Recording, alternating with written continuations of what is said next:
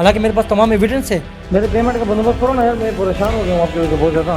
की बोल रहे हैं? मैंने कहा मेरे पेमेंट का क्या बना यार? केड़ी तेरी पेमेंट दी भैन पुत्रा जेड़े अपनी मां दे देन दिया सी ना त्योहार नु जाके ते तेरी भैन तू मेरा 30 लाख देना तेरी मैं भैन नु। मैंने उसको पैसे दिए, मेरे पास रिकॉर्डिंग है और एक चीज़ की रिकॉर्डिंग है। और ये मैं और काशिफ भाई हम आए हुए मॉल में, वहाँ काशिफ भाई मुझे वॉइस करता है कि मैं 18 लाख रुपए जुए में हार चुका हूँ दोस्त मोहम्मद, नहीं तो मैं आपके पैसे दे देता।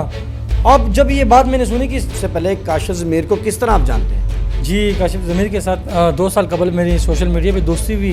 क्या जॉब करते हो? मैंने कहा मैं सरकारी मुलाजिम हूँ सर, CTT में मतलब ड्यूटी सर अंजाम दे रहा हूँ। उन्होंने मुझे कहा कि क्या सैलरी, मतलब मैंने कहा अल्लाह का शुक्र गुजारा हो जाता मतलब ना। यहाँ इस जालसाज और धोखेबाज फ्रॉडी इंसान ने मुझे फिर घुमा दिया। या मुझे इसने ये कहा कि दोस्त मोहम्मद मैं आपके लिए इतनी बड़ी एफर्ट कर रहा हूँ, यहाँ से मैं आपको यूरोप कंट्री भेज रहा हूँ, इतने कम पैसों पे भेज रहा हूँ, मुस्तकबिल अपने कारोबार करूँगा। लेकिन ये बेज़मीर इंसान, फ्रॉडी धोखेबाज इंसान काशिफ ज़मीर, जिसने मेरे हक हलाल की कमाई, मेरी मजदूरी, मेरे जो मेहनत के पैसे थे, इसने मेरे से हड़प कर दिए। अस्सलाम वालेकुम नाज़रीन, हमेशा की तरह मुदस्सिर ने फैमिली कंटेंट प्रमोट किया। आपने सुना होगा कि सादा लोगों के साथ स्कैम होता है और बड़े फ्रॉड होते हैं, लेकिन यहाँ पर मामला कुछ और ही है। ये गवर्नमेंट मुलाजिम है और इनके साथ एक बहुत बड़ा स्कैम 19-20 लाख रुपए का गालबन टिकटॉकर हैं काशिफ ज़मीर। इन्हीं से बात करेंगे, जानेंगे किस तरह का फ्रॉड था और ये पैसा किस मद में इन्होंने लिया। अस्सलाम वालेकुम जी वालेकुम सलाम। दोस्त मोहम्मद, आपने सोशल मीडिया पर आ रहे हैं, मुझे बताएं सबसे पहले काशिफ ज़मीर को किस तरह आप जानते हैं?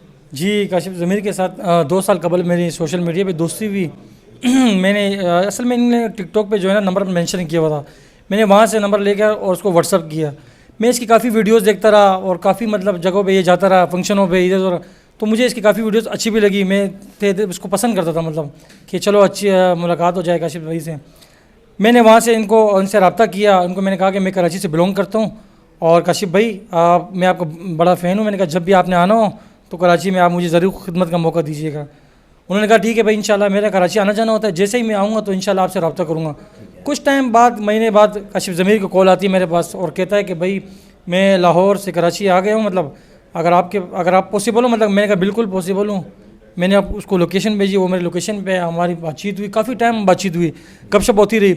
फिर मुझे काशिफ ज़मीर ने कहा कि क्या जॉब करते हो, मैंने उनको बताया। उस वक्त मैंने पहले जॉब को नहीं बताया था। जब मेरे पास आए बैठे, मुझसे पूछा उसने खुद ही क्या जॉब करते हो, मैंने कहा मैं सरकारी मुलाजिम हूँ सर, CTT में मतलब ड्यूटी सर अंजाम दे रहा हूँ। तो उन्होंने मुझे कहा कि क्या सैलरी, मतलब मैंने कहा अल्लाह का शुक्र गुजारा हो जाता मतलब ना। पता था कि आप सरकारी मुलाजिम हैं? नहीं, मैंने बताया उनको, पहले उनको नहीं पता था, तो मैंने उनको बताया कि मैं सरकारी मुलाजिम हूँ। उन्होंने मुझसे सैलरी पूछी, मैंने कहा यार अल्हम्दुलिल्लाह अल्लाह का शुक्र है, गुजारा हो जाता मतलब वो मुझसे पूछने चाह रहे थे ना। फिर उसने बातों बातों मुझे कहा कि यार मेरे पास एक वीज़े आए हुए मतलब यूरोप इटली शेयर के, तो अगर आपका इरादा हो तो मैंने पहले भी काफ़ी बंदों को भेजा हुआ है, तो अगर आपका इरादा बने तो मुझे बताना, मैं आपको भी इंशाल्लाह वीज़े लगा दूंगा। वहाँ मेरे दोस्त के पेट्रोल पंप है, तो अच्छी जॉब मिल जाएगी आपको, अच्छी सैलरी मिल जाएगी, अच्छा इनकम हो गया। और आपको पता है टाइम भी ऐसा है, हर इंसान की ख्वाहिश होती है, विश होती है कि वो बाहर जाए और अच्छा इनकम कमाए, अपने बच्चों को अच्छे बच्चे के मुस्तकबिल के लिए जाए और न्यू लाइफ एंजॉय करे। मतलब मेरा उस टाइम प्लान तो था, लेकिन मैंने काशिफ ज़मीर को बोला मैं सोच कर आपसे रब्ता करूँगा इंशाल्लाह। जाते जाते उनसे हमारी ये बात हुई कि भाई कितना टाइम का प्रोसेस होगा ये और कितने पैसे लगेंगे। उन्होंने मुझसे कहा कि यार 15 से 20 लाख तक मैं आपसे लूँगा और आपको वीज़ा लगा के इंशाल्लाह मतलब भेज दूँगा। किस मुल्क का ये वीज़ा था? मैं ये यूरोप इटली शेयर का। इटली? जी हाँ, इटली शेयर का वीज़ा मुझे कहा कि मैं आपको भेज दूँगा। फिर कुछ टाइम बाद मैंने फिर हमारा दोबारा रब्ता हुआ व्हाट्सएप पे। मुझे कहा कि यार आप बहुत डिले कर रहे हो और आप अपना चांस ज़ाया कर रहे हो, आपके पास यही मौका है और मेरे पास मतलब गुड अपॉर्चुनिटी है कि मैं आपको वीज़ा लगा के बाहर भेज देता हूँ, मेरे वहाँ दोस्तों के पेट्रोल पंप में अच्छी इनकम कमा दोगे। ठीक है। मैंने सोचा, मैंने कहा यार ये इतनी बड़ी सेलिब्रिटीज़ है और अच्छी दुआ सलाम है, अच्छी शख्सियत है, काफ़ी फेमस नज़र आते हैं, मतलब ये 20 लाख लेकर मतलब फ्रॉड नहीं कर सकता। मेरे तो सोचिए क्या लाइफस्टाइल देखा है कि जो अक्सर ये कहते हैं मैंने गोल्ड पहना, आपने वो चीज़ें देखी? देखो जहाँ यहाँ एक बात मैं कहते हैं नज़र आऊँ कि हर चमकती हुई चीज़ सोना नहीं होता। मैं बस उस चक्कर में आ गया और धोखे में आ गया, इसकी लाइफ स्टाइल को देख कर मैंने कहा चलो दोस्ती हो जाएगी, एक मतलब अच्छा दोस्त होगा हमारा। लेकिन इसने दोस्ती में मेरे साथ दगा किया है। मैं जो 19,40,000 रुपये इसको दे के बैठा हूँ ना, एतबार पे दे के बैठा हूँ। पहली मुलाकात पे आपने पैसे दे दिए? बहुत बड़ी गलती हुई मुझसे। जब मैंने उसको वीज़े का बोला कि कितने पैसे लगेंगे, उन्होंने मुझे कहा कि 19,40,000 रुपये। पेमेंट का मैंने शेड्यूल का पूछा, उन्होंने कहा कि आपने 9 लाख पहले देने, बाकी 10,40,000 रुपये आपने जो है ना मुझे आफ्टर वीज़ा देने। ठीक है। मैं 9 लाख रुपए कंप्लीट हुए, मैंने यहाँ से वहाँ से मतलब भाई से कहा, दोस्तों से कहा। 9 लाख लेने के बाद मैंने काशिफ ज़मीर को बोला मैं लाहौर आ रहा हूँ, तो मेरे इरादा, उसने कहा जल्दी आओ बस ये चांस जाने वाला है। मैं लाहौर आया, इसने मुझसे कैश पेमेंट लाहौर में ली। मैंने उनको बोला यार मुझे अकाउंट नंबर दे दो, चेक दे दो। काशिफ भाई इंसान है, बाज़ औक़ात कभी लेट सवेर हो जाता है पेमेंट का, मेरे पास तो कोई प्रूफ तो होना चाहिए ना। यहाँ इस जालसाज और धोखेबाज फ्रॉडी इंसान ने मुझे फिर घुमा दिया। या मुझे इसने ये कहा कि दोस्त मोहम्मद मैं आपके लिए इतनी बड़ी एफर्ट कर रहा हूँ, यहाँ से मैं आपको यूरोप कंट्री भेज रहा हूँ, इतने कम पैसों पे भेज रहा हूँ। अब लास्ट टाइम आप मुझसे ये कह रहे हो कि आप मुझे अपना अकाउंट नंबर दो, चेक दो, बोलो ये तो आप मेरा भरोसा तोड़ रहे हो। फिर मैं सोच में पड़ गया, मैंने कहा यार वाकई यार वो इतनी बड़ी शख्सियत भी है और फिर वो ये बात कर रहा है, और मेरा इरादा भी था, प्लान भी बना हुआ था मेरा। तो मैंने कहा ठीक है बस, मैंने उसको फिर 9 लाख रुपये वहाँ दे दिए। इसने मुझे कहा कि आप जाना नहीं, लाहौर में स्टे करना है, कुछ दिन बाद मैं आपको ऑफर लेटर दूंगा। मैंने कहा ठीक है। मैं कुछ दिन यहाँ स्टे करा, फिर काशिफ ज़मीर की कॉल आने स्टार्ट हो गई।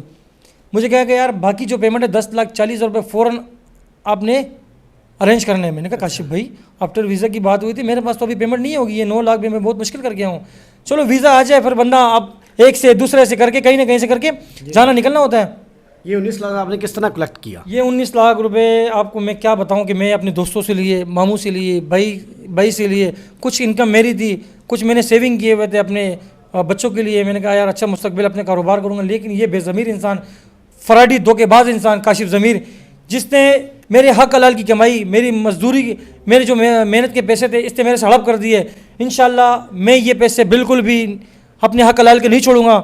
और यहाँ मैं आपको एक बात बताना चाहता हूँ कि जब वीज़ा नहीं लगा और मैंने काशिफ ज़मीर को कहा कि भाई मुझे आप मेरे पैसे वापस कर दो, पहले तो ये मुझे मेरे कॉल रिसीव नहीं कर रहे थे, फिर कॉल रिसीव नहीं करते करते जो है ना इसने यहाँ तक नौबत आ गई कि इसने लास्ट टाइम मुझे इतनी गलीज़ और गंदी गालियाँ दी, माँ बहन की गालियाँ दी इसने मुझे, और मुझे कहा कि आपके मैं आपके ख़िलाफ़ जो है ना, जब मैंने इसको कहा ना कि आप मुझे पैसे नहीं दे रहे हो, मैं आपके ख़िलाफ़ सोशल मीडिया पे आ रहा हूँ, तो आप मेरे पास तमाम प्रूफ है। इसने मुझे कहा कि आप कुछ भी कर लो, मैं आपको पैसे, मेरे पास आपके कोई पैसे नहीं है।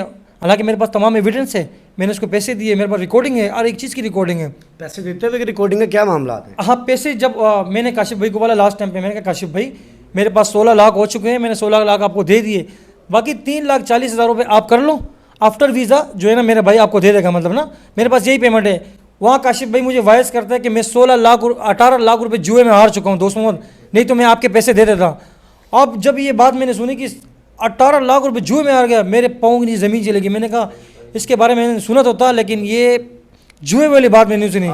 आपकी फैमिली को जब पता चला कि हमारा घर का जो फ़र्द है उसने इतना बड़ा लॉस खा लिया, फ्रॉड हो गया है, फैमिली मेम्बर ने क्या कहा आपको? आपको पता है इतनी बड़ी रकम, और फिर दोस्तों से, रिश्तेदारों से ये पेमेंट मुझे तो देने ना, मैंने तो फ्रॉड नहीं करना किसी के साथ, मैंने तो धोखा नहीं करना है, उनके हक हलाल के पैसे मैंने तो देने हैं उनके, उन्होंने मुझे पैसे दिए, ये उनका एहसान है, ये इनका बड़ापन है कि उन्होंने मुझे मुश्किल टाइम पे दिए। बताया कि ये हो गया? अभी क्या बताऊँ, अभी मैं इतनी तकलीफ़, इतनी अजियत में था कि मैं आपको बता नहीं सकता।